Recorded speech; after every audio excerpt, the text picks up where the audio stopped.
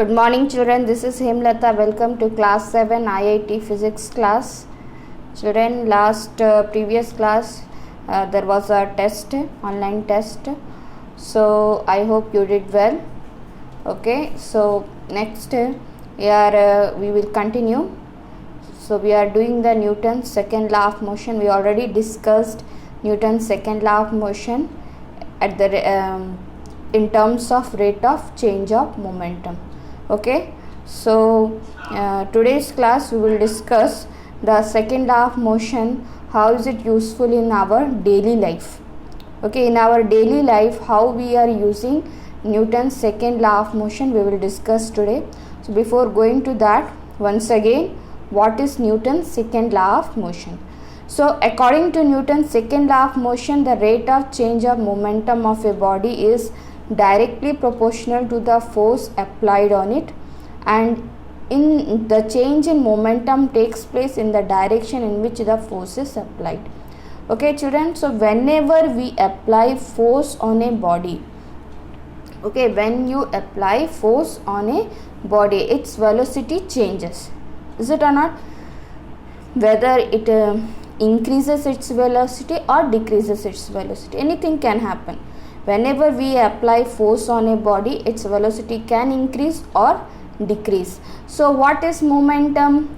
Momentum, that is denoted by P. Is it no? Momentum symbol is what? P. Momentum is equal to what? Mass into velocity. Is it? Momentum is equal to mass into velocity. So whenever you apply force on any body, its velocity changes, increases or decreases. So if velocity changes, of course momentum also will change, is it or not?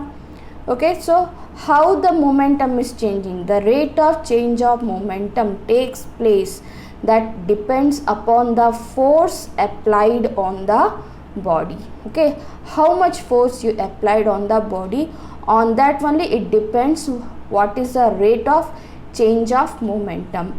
Okay, so this force is equal to mass into acceleration. Okay, accelerate, body can accelerate or decelerate. Whenever you apply force on the body, its velocity can increase or decrease, it can accelerate or decelerate, is it no? So force is equal to mass into acceleration.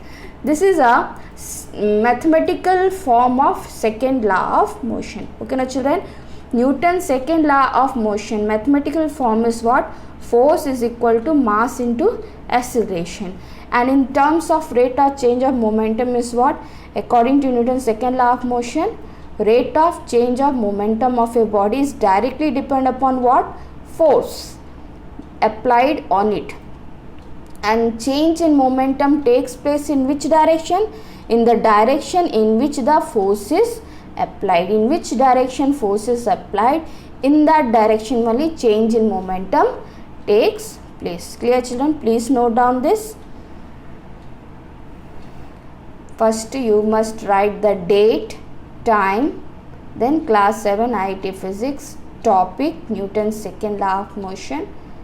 Okay, and then write this neatly, maintain your notes neatly. Okay, whenever we apply force on any body, what happened? Its velocity compulsory will change, whether it will increase or decrease. So if velocity is changing, momentum also will change, because momentum is equal to what?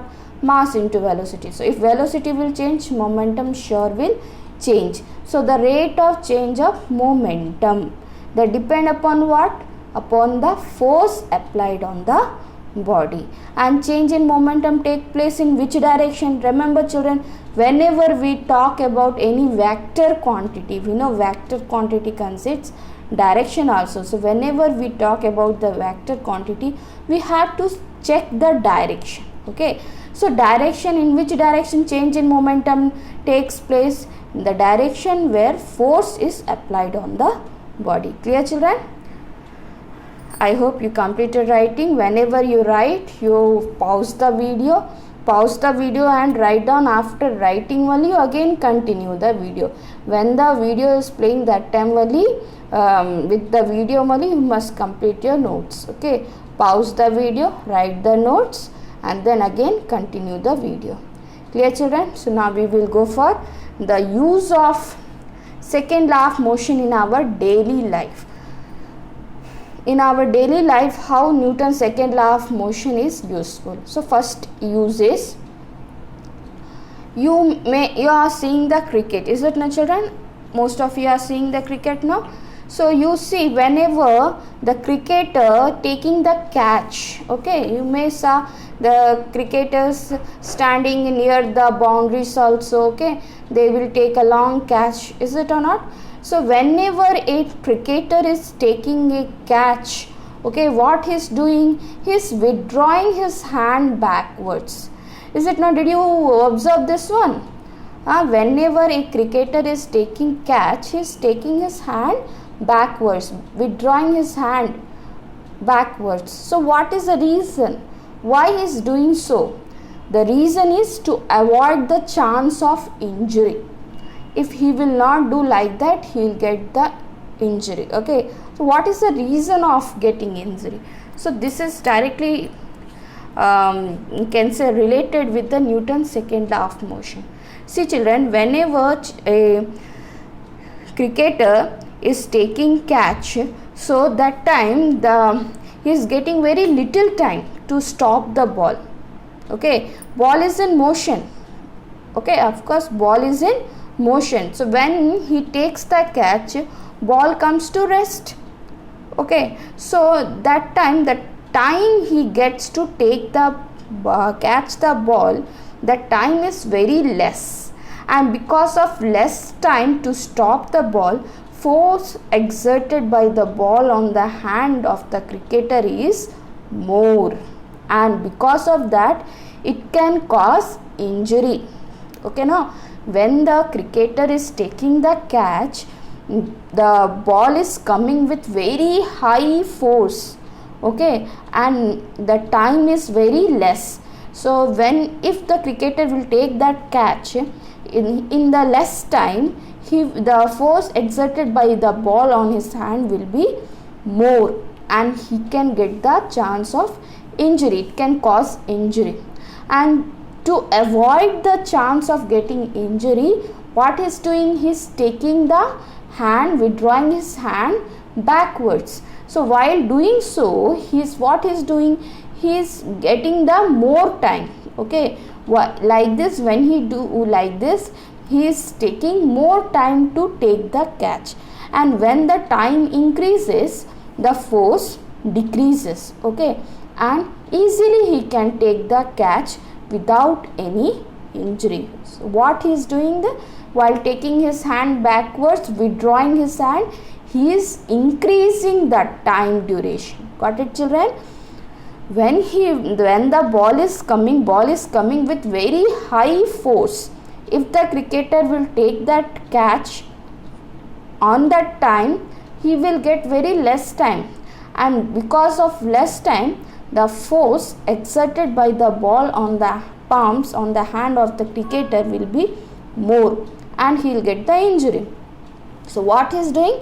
Withdrawing his hand backwards, little bit, taking hand backwards. So by doing so, what he is doing? He is increasing the time duration, and when the time duration will increase, the force will decrease. Okay, and he will not get the injury, easily he can catch. Okay, children, so I hope you all of you saw this one in the cricket. Okay, so this is the first. Next, second is, you see athletes, you are seeing in the Olympics also games, no? Athletes often lands on sand or foam after taking a high jump. High jump, maybe you are seeing, no? High jump, children. In high jump, athletes lands on sand or foam, not directly on floor. Okay, what is the reason? The same reason here also. Whenever an athlete lands from a height on a hard floor, it may hurt his feet. Okay, so because his feet comes to rest almost in a very short interval of time, the same reason the time duration is very less. Okay, so because of less duration, if he will land on a floor, he will get the injury. Okay, so what he is doing is landing on sand or foam. So his feet push into the sand for some distance. So what happened? Time duration in which his feet come to rest increases. So as a result, the force exerted on his feet decreases and it is saved from getting hurt. Clear, children? Understood? Now same thing here also. If athletes will land directly on the hard floor, time duration will be less. So it can cause injury to their feet. So if they will land on any sand or foam, okay, so time duration increases. Their feet push into the sand for some distance. While doing that, time duration little bit increases. So when time duration increase, okay, force will decrease and then they will not get any injury. Same reason. Clear? Now third one. Third one also, children, same type only. Example, any glass vessel when fall on a hard floor, what happens? It breaks. Is it? No, it breaks. So but if it fall on any carpet or sand, whether it break? No. Is it? No. Whenever glass vessels fall on a hard floor, they break, but they do not break when they fall on a carpet or sand. The same reason, children, here also, time duration. If the glass vessel fall on a hard floor directly, the time duration will be very less, and time duration will be less, force will be more. Okay, and so what happened?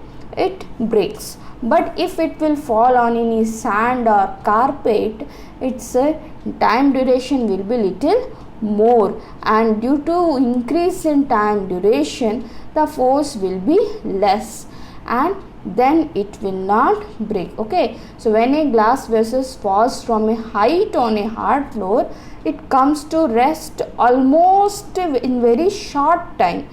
So a large force is exerted on it and it breaks.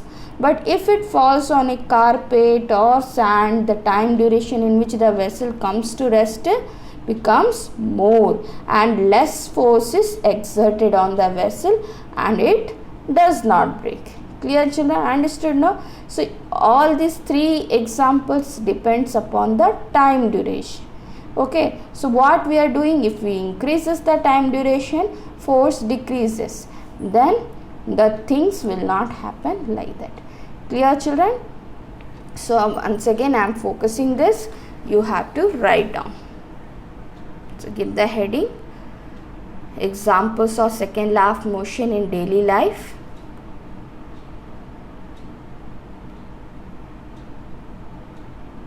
First one, while catching a ball, the cricketer withdraws his hand. Why? To avoid the chance of injury. How? By increasing his time duration. Second one, athletes often lands on sand or foam after taking a high jump. Reason? To avoid the chance of injury. The same thing, by increasing the time duration, force decreases and they will not get the injury to their feet. Third one, when the glass vessels falls on a hard floor, break, but they do not break when they fall on a carpet or sand. The reason, when the glass vessels falls from a height on a hard floor, it almost fall in very short interval of time, so force is more, so it break. but if it falls on a carpet or sand, time duration will be more, force will be less. That's why it not breaks. Okay children, so today what we discussed children? We discussed Newton's second law of motion, its mathematical form, force equal to mass into acceleration. Whenever we apply force on a body, its velocity compulsory changes, either increases or decreases. So if velocity will change, momentum will change. Why? Because momentum equal to what? Mass into velocity. So if velocity will change, sure momentum will change. So according to Newton's second law of motion, the rate of change of momentum of a body, how the momentum is changing, okay, rate of change of momentum of a body is directly depend upon what? Force applied on the body. Okay, how much force you applied on a body, on that only depend the rate of change of momentum of a body. And change in momentum takes place in which direction? The direction in which force is applied on the body. So mathematical form is what? Force is equal to m into a. That is Newton's second law of motion. Then we discussed second law of motion uses in our daily life. Clear children? I hope you are doing well writing. Okay. So in the next class we will discuss some numericals on Newton's second law of motion. Okay. So your work is what? You have to write down this, learn and write Newton's second law of motion in your notes and its examples in daily life. This is for today. Thanks for watching.